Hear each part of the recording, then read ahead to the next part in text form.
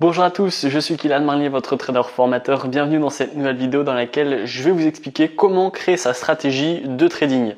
J'ai déjà fait 2 vidéos à ce sujet et plus précisément sur le plan de trading. Le plan de trading et le plan en bourse. Donc là, qu'est-ce que c'est? En fait, un plan, que ce soit en trading ou en bourse, c'est un fil conducteur qui va vous aider justement à connaître les étapes à suivre pour ne pas en fait être dans le flou et vous retrouver devant le graphique et vous dire bon qu'est-ce que je dois faire. Donc si vous n'avez pas encore vu la vidéo, je vais vous la mettre en haut à droite et cette vidéo ici que je vais vous faire, ça va être un petit peu la suite pour vous expliquer justement une fois qu'on sait concrètement quelles sont les étapes à suivre, et bien comment faire pour avoir une stratégie qui est adaptée à soi et à personne d'autre. Alors bien évidemment, dans cette vidéo, je ne pourrai pas vous donner une stratégie sur mesure parce que je ne vous connais pas, je ne connais pas vos objectifs, votre disponibilité, votre profil d'investisseur évidemment.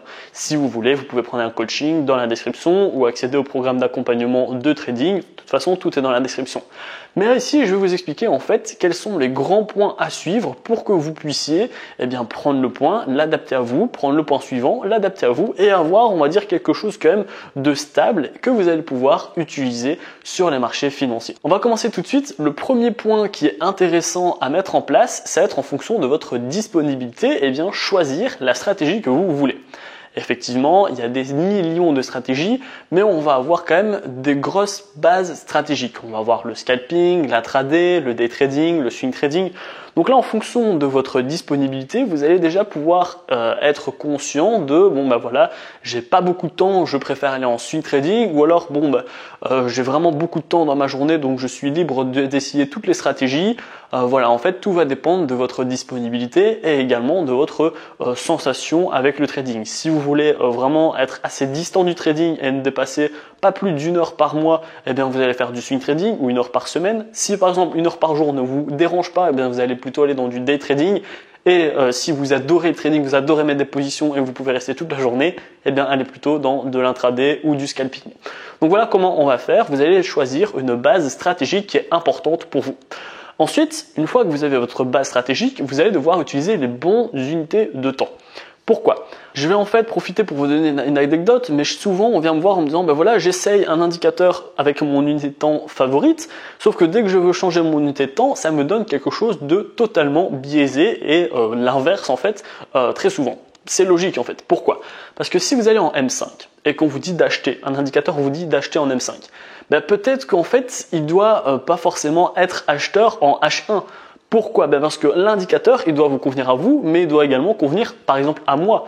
Et du coup, ça peut être achat fort ou un achat moyen à court terme, mais ça peut être vendeur à long terme parce que la tendance de fond, elle est baissière. Donc, si en fait vous décalez de votre unité de temps, vous allez être dans des autres stratégies de trading tout simplement, et donc vous allez avoir des indications qui pourront être contraires. Donc, ce que je vais vous annoncer là, c'est très important, notez-le, mais je vais vous donner les unités de temps qui correspondent aux stratégies. Donc pour le scalping, on va être en M1, M5. Voilà, M5 pour avoir une idée du global du graphique et puis M1 pour rentrer en position. Ensuite, on va être en M15, M30, H1. Ça va être pour l'intraday. Donc la personne qui va mettre des positions quelques dizaines de minutes, quelques heures, du matin au matin ou de l'après-midi à l'après-midi. On va vraiment avoir de l'intraday, ok? Ensuite, en H1, H4, D1, on va être dans le day trading. D1, j'analyse, H4, je mets mes indicateurs et en H1, je me positionne sur les marchés. Et ensuite, en H4, D1 et W1, on va avoir les swing traders, donc pour le swing trading. Donc ça, faites bien attention. Et donc si je suis dans le swing trading, je fais mon analyse en W1 et une fois que j'ai fini mon analyse, j'ai envie d'aller en H1, j'aurai des indications pour l'intraday et pas pour le swing trading. Donc je peux avoir des signaux qui sont contraires à ce que j'ai vu en W1 tout simplement. Donc la première étape, ça va être de choisir votre base stratégique et en fonction de votre base stratégique, allez dans les unités de temps qui sont adaptées. Il y en a 3 à chaque fois par stratégie, sauf pour le scalping parce qu'en M15 dans du scalping, ça sert à rien, c'est beaucoup trop long.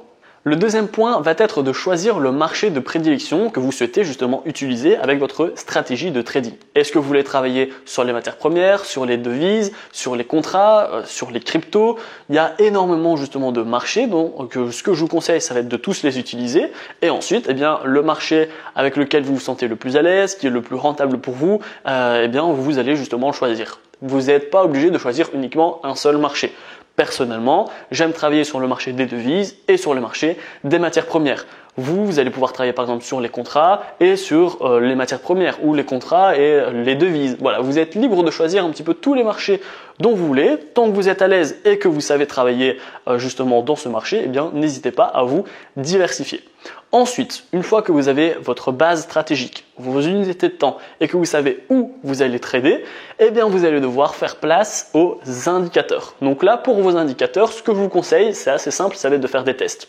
Donc dans cette chaîne YouTube, je vous ai expliqué beaucoup d'indicateurs, les projections d'Osoda, Fibonacci, le RSI, les stochastiques, Ishimoku, j'ai expliqué énormément d'indicateurs. Donc ce que je vous conseille de faire, eh bien c'est que par exemple, vous allez faire 10 jours ouvrables de tests. Donc ça fait 2 semaines plus ou moins, vu que c'est du lundi au vendredi, les ouvertures en trading.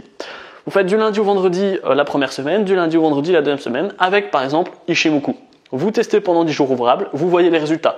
Si vous avez bien aimé, si vous n'avez pas aimé, si c'était rentable, si c'était pas rentable. Ensuite, vous prenez un autre indicateur, les stochastiques. Puis vous faites des combinaisons, RSI et stochastique. J'ai déjà fait également une vidéo sur le RSI et le stochastique en combiné. Et en fait, vous allez faire ça. Vous allez à chaque fois faire des zones de test de 10 jours ouvrables, c'est bien, comme ça, c'est ni trop peu ni trop gros. Vous avez du feedback, vous avez votre historique et vous allez pouvoir analyser votre historique. Bon ben voilà, là j'ai utilisé le RSI avec les stochastiques, j'ai vraiment bien aimé, je me suis senti à l'aise, c'était globalement rentable. Et bien une fois que vous avez ça, vous allez sélectionner ces 2 indicateurs. Je vous demande pas de sélectionner 15 indicateurs, ça sert à rien. On va toujours en avoir 2, voire 3 maximum, un sous la main au cas où il y en a un qui vous dit d'acheter, un qui vous dit de vendre et vous avez un avis neutre. C'est bien d'en avoir un troisième pour trancher, mais pas plus. Si pas, vous allez avoir un graphique qui va être surchargé et vous allez rien comprendre ou alors vous allez manquer des signaux tout simplement. Donc ça c'est super important. On a la base stratégique, on a les unités de temps, on a le marché, on va mettre ces indicateurs et là du coup en fait vous allez tout combiner.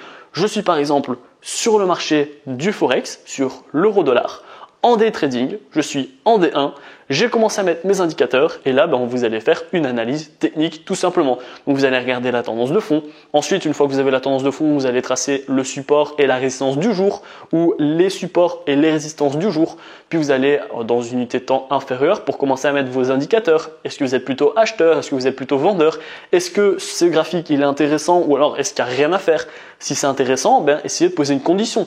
Tiens, si on casse cette résistance, je vais être acheteur. Si on casse ce support, je vais pouvoir être vendeur. Si je suis vendeur, quels sont les take profits? Quels sont les stop loss? Si je suis acheteur, quels sont les take profits et les stop loss qui sont intéressants en fonction des supports, des résistances, des indicateurs? Voilà, vous continuez à faire votre analyse technique et ensuite, soit vous allez avoir votre condition qui est prête. Voilà, si on perce, j'achète. Si on casse par le bas, je vends. Ou soit, vous allez vous dire, il n'y a rien, tout simplement, donc je vais attendre. Ou alors, vous allez mettre un ordre en attente. Je vais attendre que les prix montent pour justement valider certains indicateurs, etc. Vous avez 2 solutions à chaque fois. Soit vous rentrez tout de suite, soit vous attendez, vous mettez un ordre en attente ou vous revenez plus tard dans la journée. Donc voilà comment vous créez une stratégie de trading. Si vous ne savez pas du tout analyser les graphiques, donc c'est la dernière étape, c'est là où je vous expliquais donc tout le processus. Pas de panique, vous allez retrouver dans la description le tout premier lien, ça va être ma formation entièrement offerte. Elle a entièrement été remise à jour, donc ça va beaucoup vous aider. Je vais vous expliquer quelle est la plateforme la plus sécurisée, la plus adaptée pour vous. C'est là où je joue tous mes comptes. Ensuite, je vais vous donner des stratégies de trading que vous allez pouvoir adapter en fonction de votre profil et mettre en place. Je vais vous donner des indicateurs. Je vais également vous donner ma stratégie qui m'a permis d'atteindre mes premiers 1000 € par mois, ma toute première stratégie. Je vais également vous donner un cours sur les take profits et sur les stop loss. Donc voilà, en fait, grâce à cette formation offerte, vous allez apprendre à justement réussir à faire une analyse de trading et à mettre vos trades en fonction de votre stratégie en trading.